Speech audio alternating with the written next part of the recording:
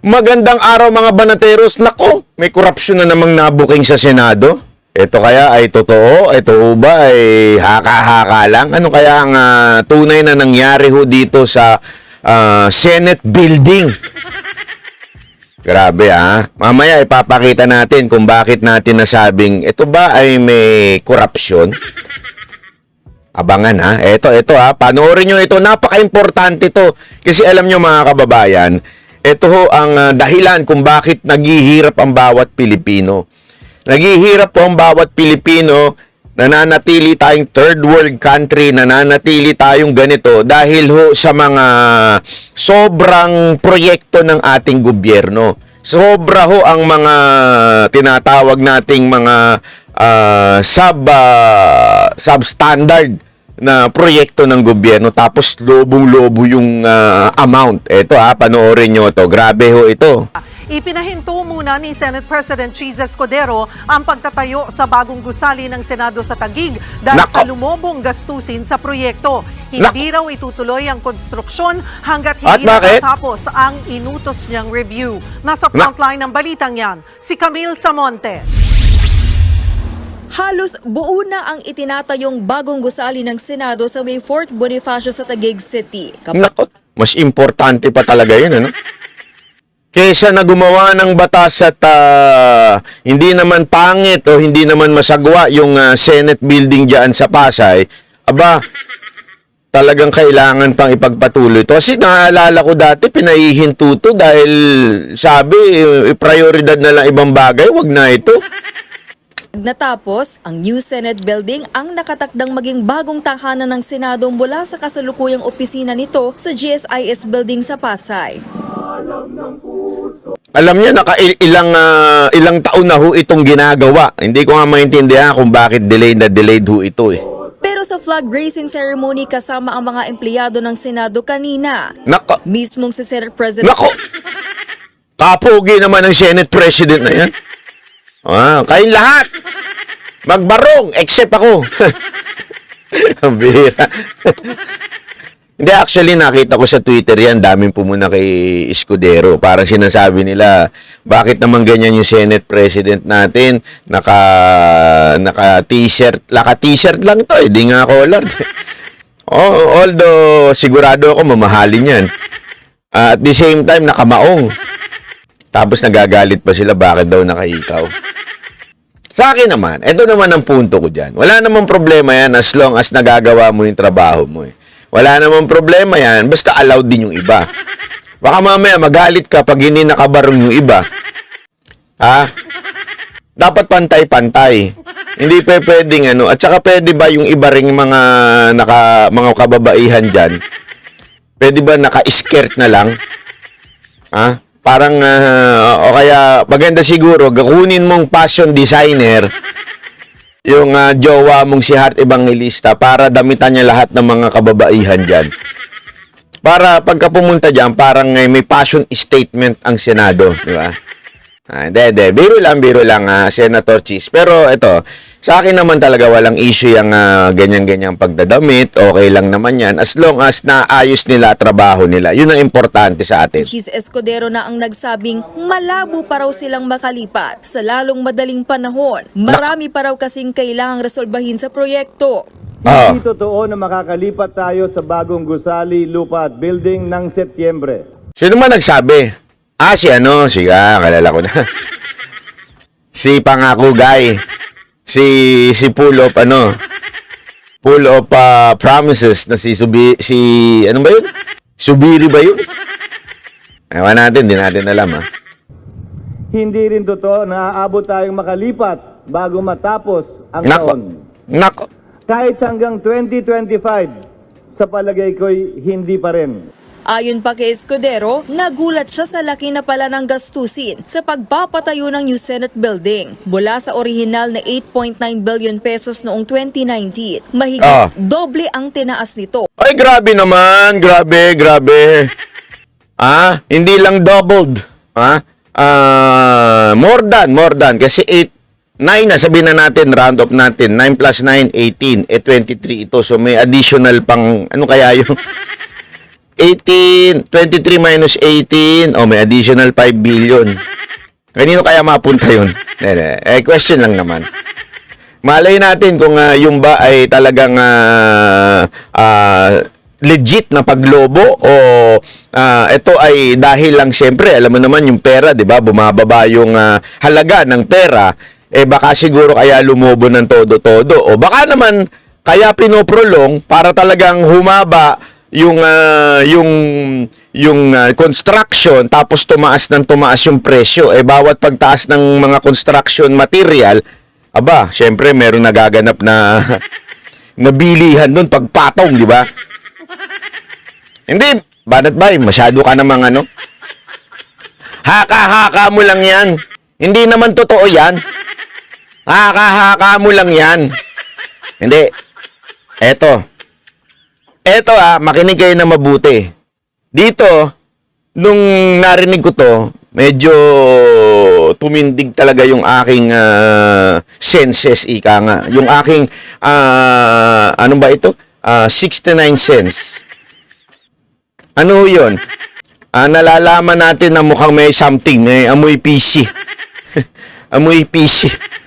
Medyo,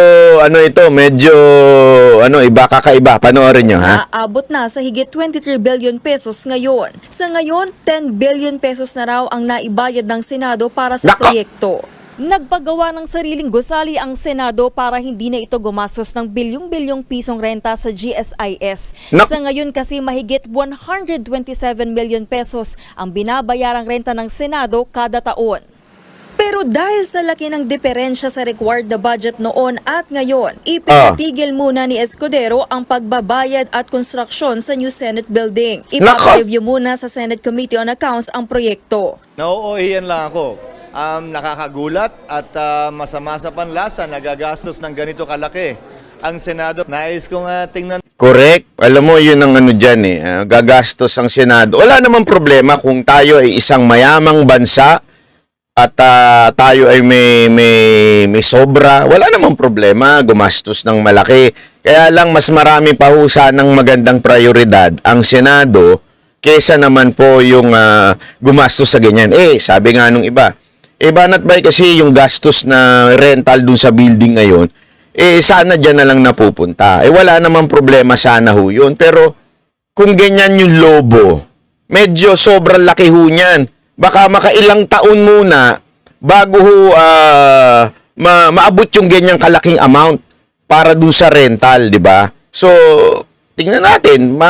Ewan ko. Masyado kasi yung paglobo tingnan nga natin, sino ba kasi gumawa nito? Sino ho bang, kaninong construction po ba ito? Tingnan nga natin. Muna at suriin ito ng gusto. Kung talaga bang nararapat ang cost at kung paano ito mapababa.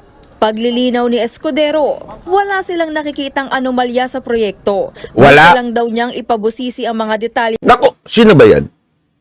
Si Subiri. Hoy!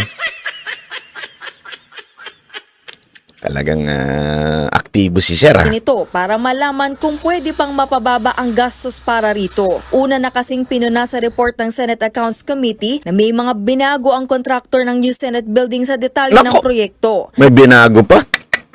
Nagresulta raw ito sa karagdagang gastusin na aabot sa 833 million pesos. Nako, yan na ba yun?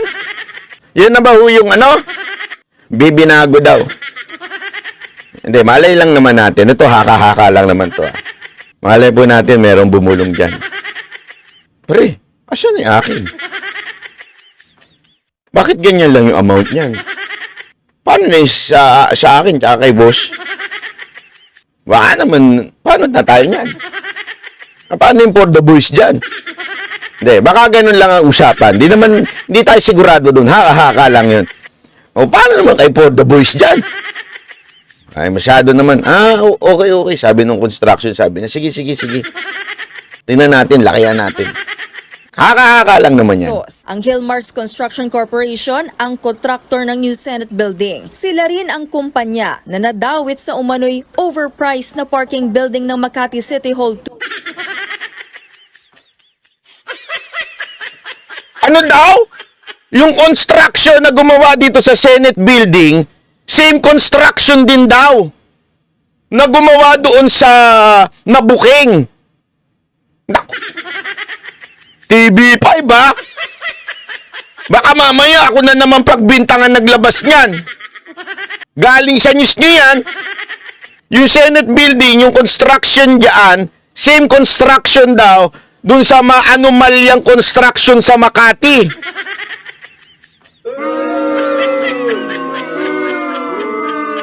Sabihin ko na ba yung alam na this? Ulitin nga natin.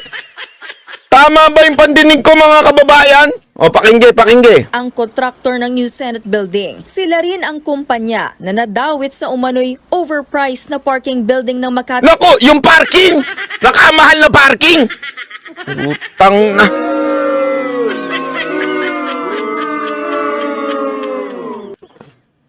Wala ba tayong batas na nagsasabi na pag ang isang construction ay na-involve na sa maanumalyang transaksyon sa gobyerno, bawal nang kunin? Na-involve ka na nga doon sa construction, doon sa gobyerno. O, di ba? Na-involve ka na sa anomalya, tas kukunin ka pa. Abay, isang malaking katarantaduhan ata to, Malaking katarantaduhan o ata ito, sir, mga ma'am. Hindi, ito logic says, alam mo nang yung construction na yun may anomalya, na may problema, tapos kukunin mo pa. Parang ganiri lang to di ba? O nga ikaw, may boyfriend na, may lalaki na liligaw sa'yo, gusto ka maging boyfriend. Pero itong boyfriend na to, meron na tong history na may bet ka. Merong history ito na ng bababae. Tapos winarningan ka na ng mga kaibigan mo. Best friend, wag mo nang yan kasi may may istorya yan ng ng babaero. Minsan nga hindi lang babaero. Aklakero pa. Pag wala ng pera yan, tumatakbo na yan sa mga 150. Huwag mo nang sagutin yan, delicates ka dyan. Di ba? Sabihin sa'yo, delicates ka, huwag ka na dyan. Bakit ka pa dyan sumasama? Huwag mo na sagutin yan. Ikaw naman, tanga, marupok.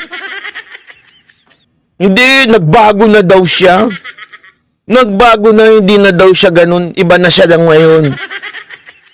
Ang bait niya, Panay ang bigay ng bulaklak. Alam mo, kaya panay ang bigay ng bulaklak niyan kasi gusto lang niyan maamoy yung bulaklak mo. Gusto na lang matikman yung bulaklak mo, Huwag kang tanga. Gago! Di ba? Ikaw naman, tanga-tanga talaga. Pumatol ka pa. Ayan, inulit. Tapos magagalit ka ngayon doon sa lalaki, inulit. Kung sagutin nga kaya nung lalaki, ang tanga mo naman Ginawa ko na nga ito nun, ulitin mo. Sinagot mo pa ako. Parang ganyan yung nangyari dito maanomalya na nga itong construction na ito. Hindi ako nagsabi frontliner Frontline pala, Frontline Pilipinas, TV5 ang nagsabi niya na maanomalya yung kumpanya. Tapos kinuha pa sa Senado. Sino bang senator ang in charge dyan? City Hall 2 na inimbestigahan sa Senado noong 20... Mantakin mo, inimbestigahan na nga sila sa Senado, kinuha pa sila ng Senado. Siguro sabi ng Senado, kayo, involved kayo sa anomalya. Meron kayong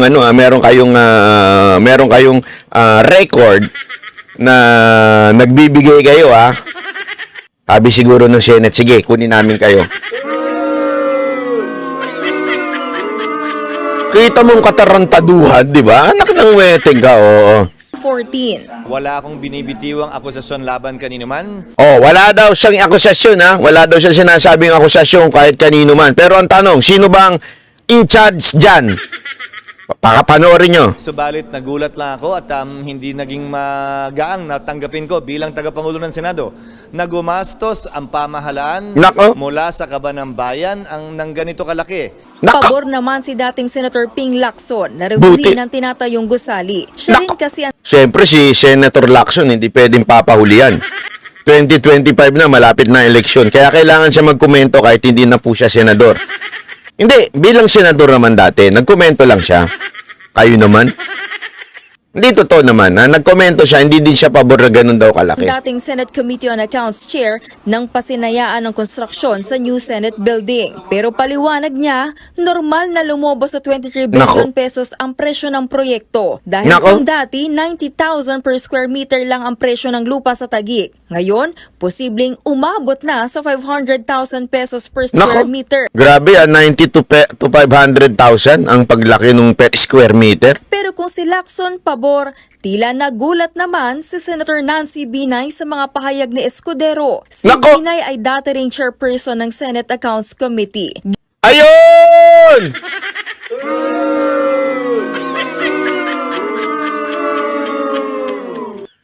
Si Senator Binay naman pala ang chair ng Senate Finance Committee. Siya pala yung in charge.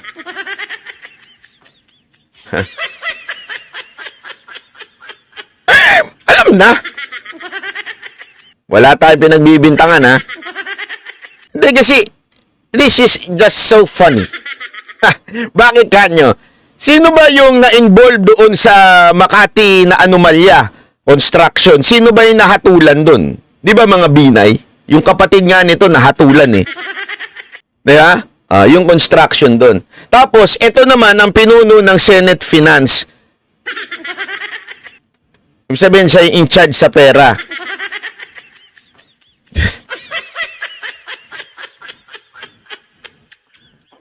Kakatawa, no?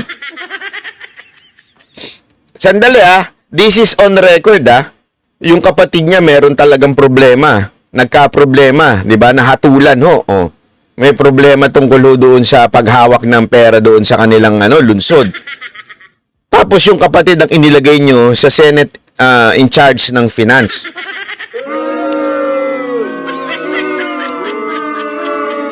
Tapos, ito matindi. Ito matindi. Same construction company ang ginamit doon sa may anomalya doon sa Makati parking, yun din ang construction dito sa Senate building.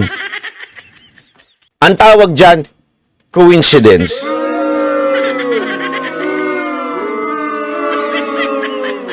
Iyan po'y nagkataon laang. Fate ang tawag dyan. F-A-T-E. Kapalaran. Walang yung kapalaran yan. Kapalaran o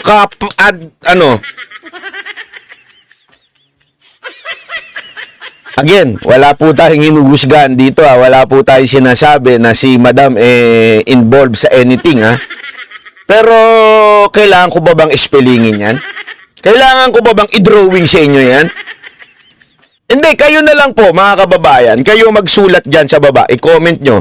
Ito ho ba ay sa tingin nyong katanggap-tanggap sa ating mamamayang Pilipino? Katanggap-tanggap po ba yung paglobo ng hindi lang 2 times, more than 2 times? At ang pinag-uusapan dito, hindi milyon bilyon. Ibig sabihin, kung yung milyon niya, magugulat ka kung 2 times Ito, bilyon. Ang pagka 2 times niya, bilyon. Alam niyo ba kung gaano kadaming zero ang bilyon? Tapos, hindi ba mag-iinit ang puwet mo? Ang construction ay same ng construction company doon sa may anomalya na sa Makati. Ang nag-handle pa ay yung namumuno sa Makati. Ewan ko na lang. Hindi, ako wala tayo sinasabi dito Wala tayo sinasabi. Antayin natin magpaliwanag si Senator Binay kung ano nangyayari dyan. Pero sandali. Pilipino naman kami, hindi naman po kami pwedeng magbulag-bulagan at magtanga-tangahan. Dami na nga nagtanga-tangahan noong 2022. Magtatanga-tangahan pa rin ngayon. Pero there is something, ika nga. May nangangamoy. Alam mo, ang tae. Hindi, ito, walang biro ito Subukan nyo. I-try nyo lang naman. Yung tae, subukan mong tumaya sa dyaryo. Balutin mo. Balutin mo. Ilagay mo yan sa kwarto mo. Eventually, mawawala amoy niyan sa tingin nyo. Mangangamoy at mangangamoy yan. Di ba? So, kayo na lang po ang bahalang humusga. Giit niya, senador na raw noong 2019 si SP Escudero at matagal niyang alam na 8.9 billion pesos ang nakalaang budget para sa... Sabi nito yun naman yung argument ni Binay. Matagal ng senador si Escudero at alam naman niya 8.9 billion yan. Alam naman talaga niya 8.9 billion. Ang kini-question niya, yung pagtaas. Paglobo. Hindi naman niya kini-question yung 8.9 billion Tuloy. Gusali pa lang, iba pa raw dito ang gagastusin para sa ibang bahagi ng proyekto. Sa kabila nito, handa naman daw siyang magpaliwanag ng direkta kay Ay, magpaliwanag ka talaga. Escudero kesa ang makinig ang bagong leader ng Senado sa mga bubuyog at Nako, pinagbintangan pa yung mga bubuyog. Sino kaya yung bubuyog na yun? Patay tayo dyan. Patay tayo dyan. Parang alam ko na nangyayari dito Nagtuturuto si Binay Siguro sino kaya sa tingin niyo yung bubuyog na pinagbibintangan niya? Ako may hinala ako. Alam naman natin kung sino yung parang malapit, di ba? Kay Escudero. O si Cayetano.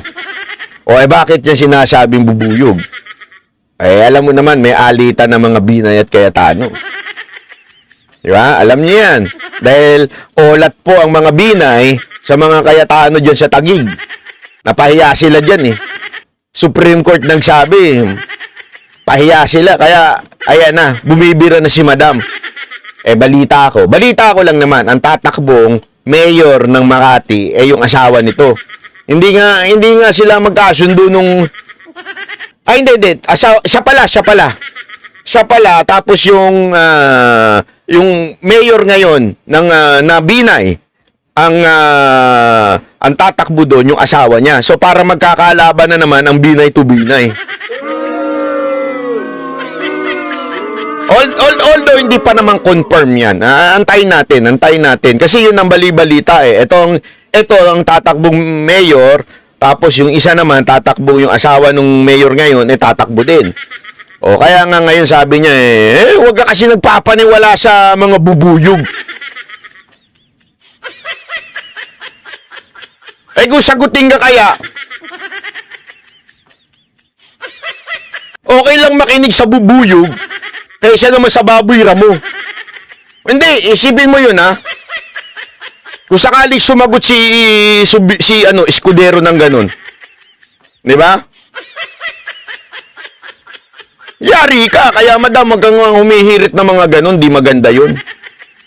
Buti hindi sumagot si Escudero. nagmamarites lang. Nagbabalita mula sa frontline. Di ba? Alam mo, eto lang, pinikita lang natin yung facts. Facts, overpriced. More than double. Second fact, yung construction company ay yung na-involve sa anomalya dyan sa Makati. Third fact, bilang chairman ng Senate Finance, ikaw yung naka-in charge. Fourth fact, yung anomalya sa Makati na di umano na akusahan yung construction ay under ng kapatid mo. Pamilya nyo, Binay. Wala naman po tayong ini-imply dito. Pero kayo na lang mga kababayan na mag-isip sa inyong tamang lohika, ano sa tingin ninyo ang nangyari dito sa Senate building sa Senado. Ako po si Banat Bay, maraming salamat.